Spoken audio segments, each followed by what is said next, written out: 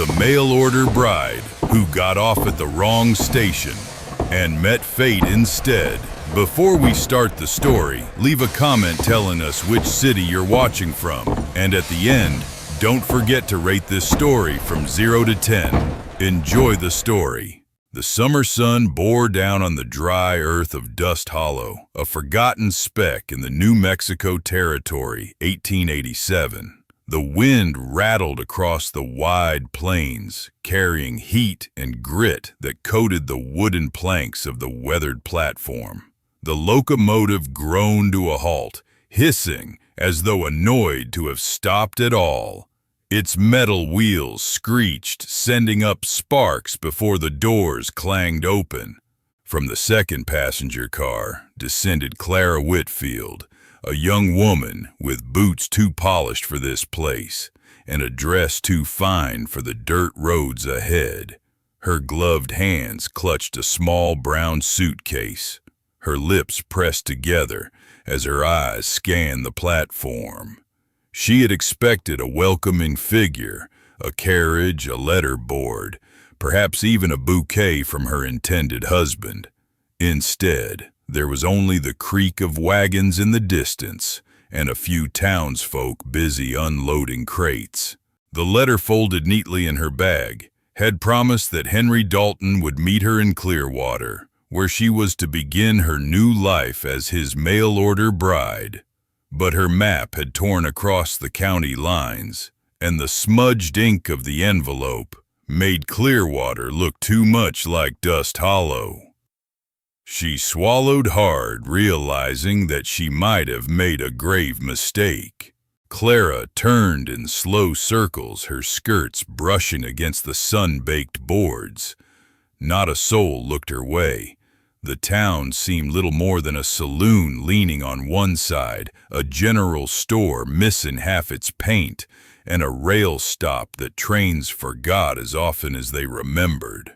She drew a steadying breath, trying to muster dignity, when a sudden gasp behind her made her freeze. Tiny footsteps rushed forward, and before she could react, two small arms wrapped tightly around her waist. Clara looked down in shock to find a little girl with golden curls and tear-streaked cheeks. "Mama," the child whispered, her voice trembling with relief. "God finally answered us." Clara's breath caught. She had never been anyone's mother, and yet the child's desperate grip made her heart ache. "Sweetheart," she began softly, but before she could finish, a sharp voice cut through the heavy air. "Sophie." A tall man strode quickly across the platform, his boots dust-covered, his faded shirt clinging to broad shoulders. His jaw was square, weathered by sun and years of hard living. As he reached them, his pace slowed and his hardened expression softened with regret. He crouched gently, prying the child's arms away. "I'm sorry, ma'am," he said, his voice gravelly but sincere. "She gets confused sometimes." The girl, Sophie Cooper, looked up at him with wide, pleading eyes. "She looks just like Mama," she whispered. Clara stood frozen, unable to respond. The man rose to his full height and offered her a nod. "Name's Samuel Cooper. This is my daughter." Clara gathered herself, straightening her spine. "Clara Whitfield," she said. I believe I may have gotten off at the wrong station." Samuel tilted his head, curious. "Where were you bound?" "Clearwater," Clara answered, pulling the worn letter from her bag. "A gentleman was supposed to meet me there." Samuel studied the letter briefly, his brow furrowing. "Ma'am, there's no Clearwater anywhere near here. Closest town would be Dust Hollow, this place. Looks like your map betrayed you." The weight of his words sank in. Clara's shoulders drooped slightly. "So I've traveled all this way only to end up nowhere near where I should be." "Afraid so," Samuel admitted, rubbing the back of his neck. "And trains don't pass through often. Next one might not come for a good while. Clara let out a long, shaky breath. Everything she had planned, her escape from Boston society, the promise of a fresh start, seemed to unravel right there on the platform. The train hissed again, as if mocking her, then rolled forward, vanishing into the vast desert horizon. She was stranded. Samuel shifted uneasily. "Look, I've got a wagon not far from here. House is half a mile down the road. It ain't much, but it's dry, and you'd be safer there than standing here waiting on a train that might not come till next week." Clara hesitated. The thought of going off with a stranger was hardly what her mother had raised her for, but as she looked around, the reality hit her: no hotel, no waiting carriage, no lights to promise comfort. Only a little girl still clinging to her skirts and a man offering shelter. Sophie looked up, her small voice breaking through Clara's doubts. "Please don't go, Miss Clara, just for one night." The warmth in the child's eyes weakened Clara's resolve. She lowered herself to Sophie's level, brushing a tear from the girl's cheek. Then she rose, offering a faint smile to Samuel. "Thank you. I suppose I'd be grateful for the kindness." Samuel gave a small nod. "It's no trouble. Come along then." Sophie slipped her hand into Clara's, her grip small but certain, as though she'd been waiting for her all her life. The three of them walked off the platform together, their shadows stretching long across the dust. Behind them, the train's whistle echoed into the distance, carrying away the life Clara had expected and leaving her at the doorstep of one she had never imagined. The Cooper homestead sat at the edge of Dust Hollow, a modest ranch house patched in places with boards weathered gray by the desert sun. A small barn leaned tiredly to one side, and a stone well stood in the yard, its crank creaking whenever the bucket was drawn too fast. The place bore the marks of hard labor, not wealth, but it was honest, steady, lived in. That first morning, Clara sat gingerly at a worn wooden table inside a chipped cup of coffee, warm in her gloved hands. She had never been a coffee drinker, but the scent of roasted beans mingled with wood smoke seemed strangely comforting. Across from her, Sophie buttered a piece of cornbread with great care, her little tongue poking out in concentration. Every so often she would glance at Clara and grin, as though afraid Clara might vanish if she looked away too long. Through the window, Clara could see Samuel in the yard sleeves rolled his axe, rising and falling with a rhythm that matched the silence of the plains. Every strike echoed like a heartbeat. Clara tried not to stare, yet there was something magnetic in the quiet way he worked, focused and deliberate, as if each motion carried its own kind of prayer. Her eyes drifted toward the mantel above the hearth. A small photograph rested in a carved wooden frame faded with time. The woman in it had gentle eyes and a familiar softness, the sort of warmth one could almost feel across the years. Before Clara could ask, Sophie spoke in a small voice. "That's my mama. Her name was Margaret. She used to sing to me every night." The girl's voice wavered, but her smile stayed bright. "I don't remember the songs, but I remember her hands. They were soft like yours." Clara blinked quickly, her heart tugging. "Do you miss her?" "Every day," Sophie whispered, "but Papa says missing someone proves they mattered." Clara reached across the table and squeezed the girl's hand gently. Before she could speak further, the thud of the axe ceased. Samuel had finished stacking wood, and his broad shadow filled the doorway. Clara straightened. "Can I help with anything?" she asked, surprising herself. Samuel wiped his brow with the back of his hand. "You're a guest. Don't trouble yourself." Clara crossed her arms. "I'd rather be useful." A flicker of something unreadable passed over his face. At last he gestured toward a basket of apples near the door. "Sophie and I were fixin' to make a pie later. She's no good at peeling. If you've a mind to, you might help with that." Clara nodded, relieved. "That I can do." The day slipped into an easy rhythm she had never known in Boston. While Samuel repaired a fence post outside, Clara sat on the porch with Sophie paring apples with practiced hands. The wind tugged at her hair, carrying the scent of dust and sage. For a time, all three of them moved in quiet companionship, the crack of hammer on wood, the scrape of Clara's knife, Sophie's laughter as the family mule brayed like an old drunk. It was Samuel who finally broke the silence. Without looking up from his work, he said, "I was in the cavalry. 3 years. Came back with more scars than I care to count.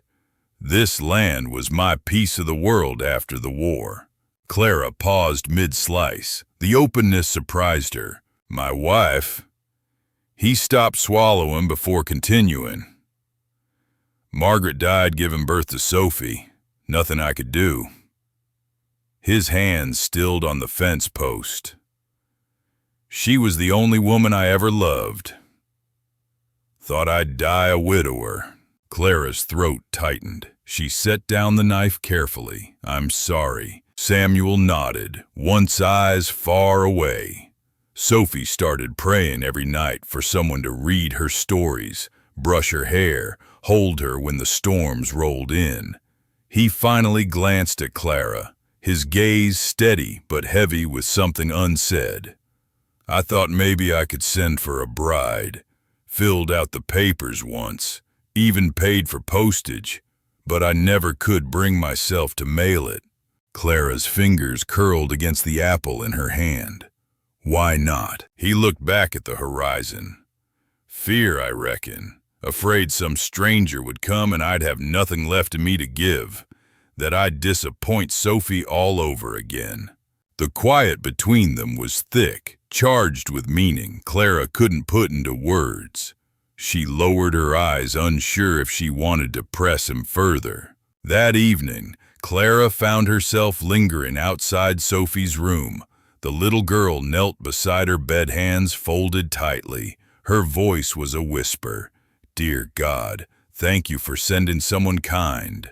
I know she wasn't meant to come here, but maybe you knew Papa would never ask, so you sent her anyway." Clara's breath caught. She pressed a hand against her chest, her eyes burning with tears she dared not let fall. Downstairs she found Samuel at the stove, his frame bent slightly as he stirred a pot of beans. His movements were slow, methodical, like a man who had spent years doing without complaint what life demanded. He glanced up as she entered. "You cook like you've done this before," he said.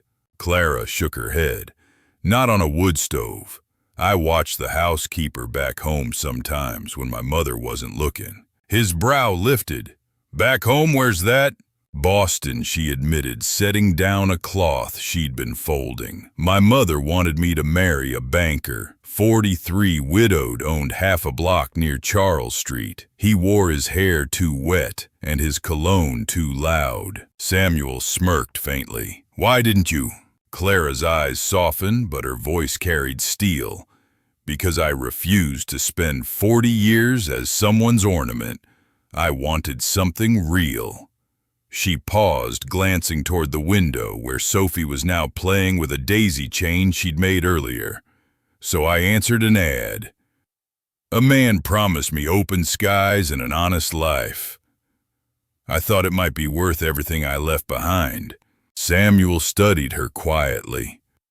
"And yet you ended up here by mistake." Clara's lips curved into a small, wistful smile. "Perhaps I wasn't searching for a place. Perhaps I was searching for a reason to stay."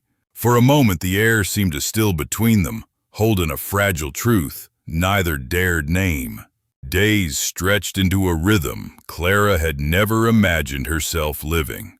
At first she had thought of herself as a guest temporary, misplaced a woman who would soon be gone once the train carried her toward the life she had planned. But with each sunrise, the lines between guest and family blurred. She began in small ways peeling potatoes beside the fire, showing Sophie how to thread a needle, humming old tunes while sweeping the porch. Before long, the household seemed to lean toward her, as though she had always been part of it. One afternoon, Sophie toddled in, clutching a worn doll with one button eye and a limp arm. "Can you fix her?" she asked, holding it out hopefully. Clara smiled, fetched needle and thread, and set to work. Sophie watched in breathless silence as the doll's arm returned to its body and the button eye shone bright again. When Clara handed it back, Sophie whispered, "You make broken things better." Her small fingers lingered on Clara's hand before she climbed into her lap without hesitation. Later that evening, as Clara gently braided the girl's curls, Sophie asked the question Clara had not expected. "Can I call you Mama?"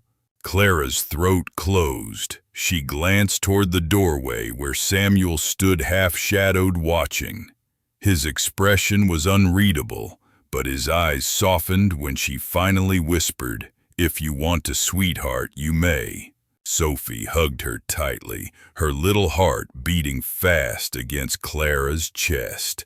In that embrace, Clara felt something shift, something she hadn't realized she'd been missing until now. Samuel showed his own affection differently.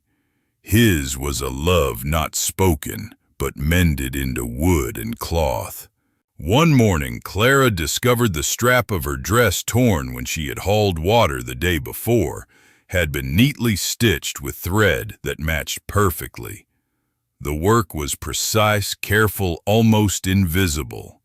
She knew Samuel's hands were calloused, used to rope and hammer, not needle and thread. Yet he had done it.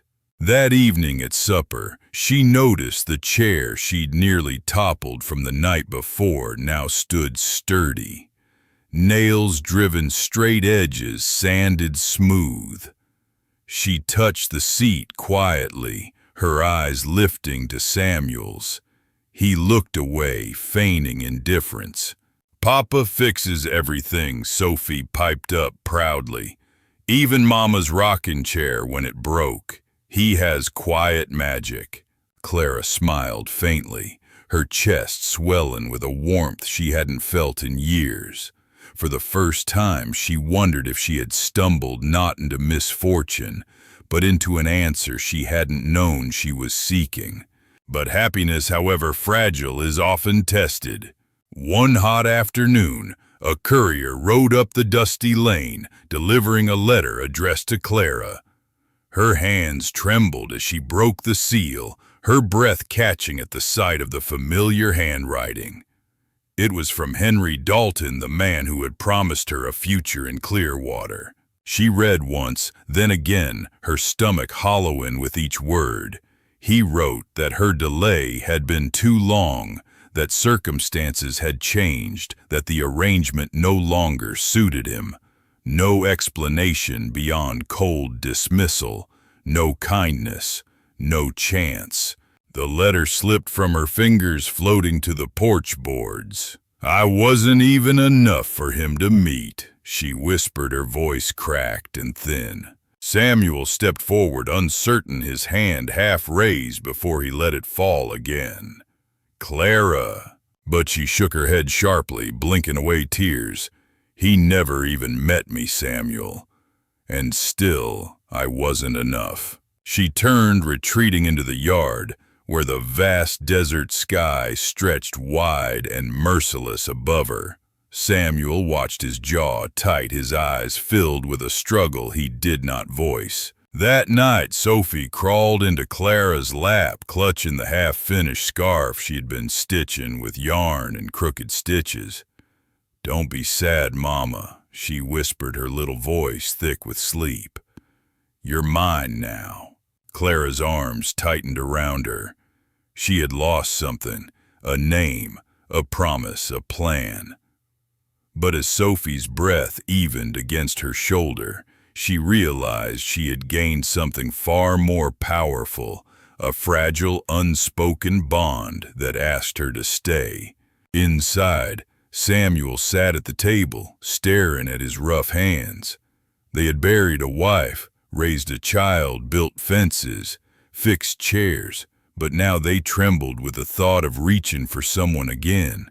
He lifted his gaze toward the doorway, where Clara sat rocking Sophie slowly, her face soft in the glow of firelight. For a fleeting moment, he let himself imagine a life where the wrong station had been the right stop all along. The quiet rhythm of the Cooper home broke one dry afternoon when the rattle of carriage wheels cut through the still air. Clara was in the garden, pulling weeds from between rows of beans, her skirts dusted and her hair tied back loosely. Sophie, peering from the kitchen window, called out with excitement, "Papa, someone fancies here." Samuel stepped onto the porch just as a glossy black buggy rolled to a halt at the fence line. Two chestnut horses snorted in the heat, stamping impatiently as the driver hopped down to open the door. Out stepped a tall woman in a plum traveling coat, her gloves spotless, her hat a towering structure of feathers and lace. She swept her eyes across the plain house and patchy land with open disdain. "You must be Samuel Cooper," she said crisply. "I am Eleanor Harper." Samuel's jaw tensed, though his manners held. He descended the porch slowly. "I didn't send for you." Eleanor's lips curved in a cold smile. "No, but your sister wrote me. She said you were too proud to finish what you started. A widower with a child can't manage forever alone, Mr. Cooper. I was told you needed a proper wife, someone respectable with resources and standing." Clara approached, then brushing dirt from her hands. Eleanor's sharp eyes flicked to her and narrowed. "And you are?" Clara straightened her voice calm. "Clara Whitfield." "Ah." Eleanor tilted her head with mocking sweetness. "The help." Sophie darted to Clara's side, gripping her hand tightly. Clara laid a steady palm on the girl's shoulder, but before she could speak, Samuel's voice cut firm and low. "She isn't the help. She's our guest." "Guest," Eleanor repeated with a dry laugh. "That's one word for it." She stepped closer, her gaze dismissive. "I brought my trunks. Where shall I put them?" "You came uninvited," Samuel said. "My dear Randall," she purred, using the formal version of his name that made his spine stiffen. "Your sister assures me this place needs a woman of vision, a mother for Sophie, someone who can bring refinement, civilization." Her gaze landed on Clara again, sharp as a blade. "Not temporary distractions." The words struck Clara like a slap. She turned silently and walked into the house, her heart pounding. Upstairs, she gathered her folded clothes, the small comb Sophie had given her, and the half-finished scarf the girl had been stitching. Her hands moved with calm precision, but her chest was a storm. Downstairs, Eleanor continued surveying the room with a sneer. "This house is crying out for someone with taste. The curtains, the rug, even the kitchen, it all needs a woman who knows how to soften rough edges." When Clara descended with her bag, her face was composed, though her eyes glistened. She looked only at Samuel. "Thank you for everything. You gave me shelter when you didn't have to." Samuel's mouth opened, but no words came. Clara knelt, pressing a kiss to Sophie's forehead. "Be brave, sweetheart." "You're my mama, Sophie," whispered fiercely, clinging to her waist. "I prayed for you. You came." Clara blinked back tears and gently untangled the child's arms. She stood her steps steady toward the door. "I'll walk her to the station," Samuel said, reaching for his hat. Eleanor rolled her eyes. "Suit yourself. I'll have the kitchen aired while you're gone." Clara stepped into the golden light, her heart heavier than her bag. She had not expected much when she journeyed west, not love, not belonging. Yet somehow she had found both. And now she was leaving them behind for the sake of pride, for the sake of not clinging to what was not truly hers. From the window, Sophie pressed her palm to the glass, watching her family walk away. The fever began that night. At first, Sophie only sniffled under her blanket, restless and tearful. By morning, her cheeks burned red, her small body shivering, though the air was hot. She would not eat, would not drink, only curled into the corner of her bed, clutching the scarf Clara had left behind. "She's just tired," Eleanor said from the doorway. Arms crossed, her tone dismissive. Samuel sat at Sophie's bedside, his large hand wrapped around her frail one. His voice cracked. "She hasn't slept since Clara left." "I don't see why a child should be so attached to a stranger," Eleanor muttered. "She's not a stranger," Samuel replied, his tone low but unyielding. "Not to Sophie." "She's gone," Eleanor snapped. "Time to think about what's best for this family." Samuel rose, slowly turning to her. His face was unreadable, but his voice was stone. "You are not part of this family, and you never will be." Eleanor stiffened. "Excuse me? You came here for convenience, for control, for my land," Samuel said. His eyes burned with clarity. "You never once asked what Sophie likes, what she feels. You looked at Clara and saw competition. But I saw a mother, a woman who brought warmth into this house, a woman Sophie chose." Eleanor scoffed. "You can't possibly mean—" "I mean every word." Samuel grabbed his coat and hat. "You need to leave. You would throw away a proper match for a woman who arrived by accident." Samuel's hand tightened on the doorknob. He turned, his voice rough but steady. "Clara may have come here by mistake, but she's the only thing that's felt right in years." He strode out into the night, saddling his horse faster than he had since the war. Sophie's shallow breathing echoed in his ears with every gallop. In his pocket he carried her unfinished scarf and a pressed wildflower she had once given Clara. The whistle of the train pierced the horizon as he reached the station. Smoke billowed into the sky like a warning. On the platform stood Clara's suitcase in hand, her hat brim pulled low. She stared at the tracks, her expression unreadable. "Clara," he shouted. She turned, startled. Samuel dismounted, his words tumbling before he could catch them. "You weren't supposed to be here. I know that. You got off at the wrong station, and you ended up in the middle of a mess that was never yours to fix." Clara opened her mouth, but he lifted his hand, needing to finish. He reached into his coat and pulled out the scarf and flower. "Sophie made this for you. Slept with it under her pillow when you left. Got sick crying for you. That little girl believes God himself sent you." Clara's hands trembled as she touched the items. "And maybe he did," Samuel continued, his voice breaking. "Or maybe it was chance. But I know this." His eyes locked on hers, desperate. "I can't let you leave. Not because Sophie needs you, though she does, but because I do." Clara's eyes filled with tears. "You're not someone I invited," he whispered, "but you're someone I've been waiting for all the same." The train shrieked, wheels grinding. Clara looked at it, then back at him. Her grip tightened on the scarf. Slowly she stepped away from the edge. The train rumbled past, fading into dust. Samuel's shoulders dropped in relief, his heart finally exhaling. "I didn't think I belonged anywhere," Clara whispered. He smiled, eyes misted. "You do now." The days that followed brought a new kind of peace to the Cooper homestead, a peace neither Samuel nor Clara had ever known before. It did not arrive with grand gestures or fine possessions, but with the simple constancy of three people finding their rhythm together.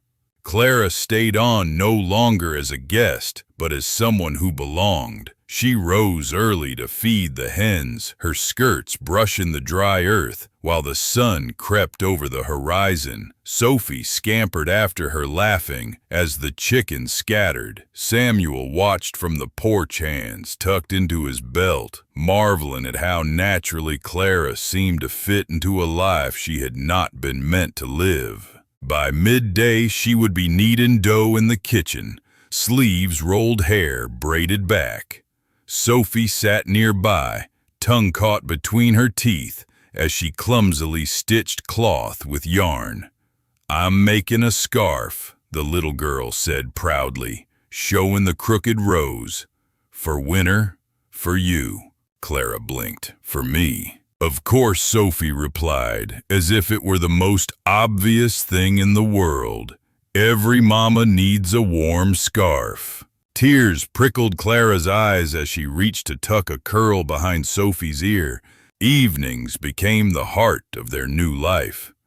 Clara read aloud from a tattered storybook, while Sophie curled against her side, drifting into sleep to the sound of her voice. Samuel lingered in the doorway, watching the scene, as though afraid to breathe too loudly and disturb it. "You've been helping more than I expected," he said one night when the child finally slept. Clara closed the book softly. "I sleep easier too." Samuel scratched the back of his neck, words heavy on his tongue. "If you'd like to stay a while longer until you figure out what's next, I wouldn't mind." Clara studied him, searching for the meaning behind his offer. "You're certain it wouldn't be an inconvenience?" He shook his head. "It's quieter with you here. Warmer, too." Her lips curved into a smile. "Then I'll stay a little longer." And so she did. Time stitched them together like careful seams on worn fabric. Clara's laughter filled the kitchen as she told stories of Boston high society and the absurdity of prize poodles wearing pearls to dinner. Samuel, to everyone's surprise, laughed once, an easy, unguarded laugh that made Sophie's spoon clatter to the table in shock. "I didn't know Papa could laugh," the girl exclaimed. "Neither did I," Clara replied warmly. The house, once quiet and bare, began to bloom. Flowers on the windowsill, the scent of herbs in the stew, Sophie's giggles echoing through the halls. And in the silence between chores and meals, Samuel's steady presence, fixing fences, mending doors, always near.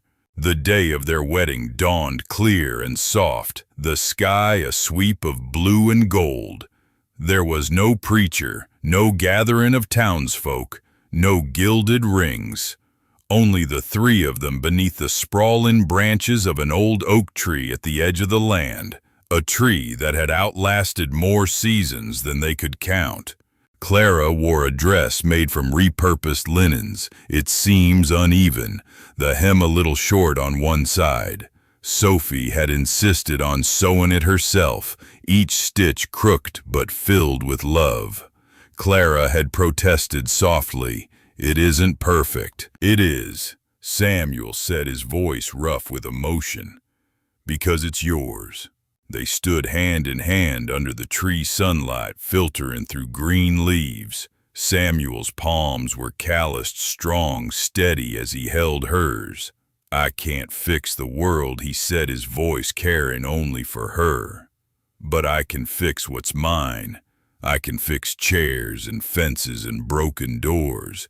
And if you let me, Clara, I'll fix every part of your heart that was ever told it wasn't enough." Her eyes shimmered and tears slid freely down her cheeks. "I do," she whispered. Sophie, barefoot in the grass, twirled with a basket of wildflowers, scattering petals into the air. She giggled as they fluttered around them like blessings. Then she stepped forward, her small hands slipping into both of theirs. "You're mine now," she said seriously. "Both of you." They laughed through their tears, and Clara knelt to embrace her.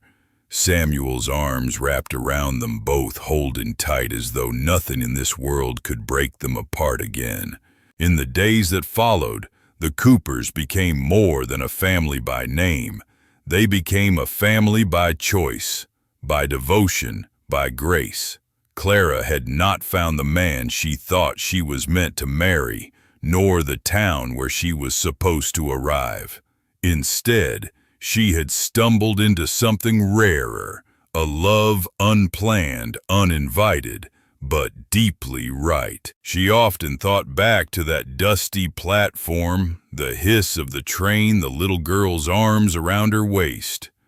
What had seemed like a mistake had been the very hand of Providence, guiding her not where she thought she should go, but where she truly belonged. One evening, as they sat together beneath the oak tree, Sophie rested her head against Clara's shoulder and whispered, "God didn't answer late, Mama. He answered when it was just right." Clara kissed her forehead, her heart overflowing with gratitude.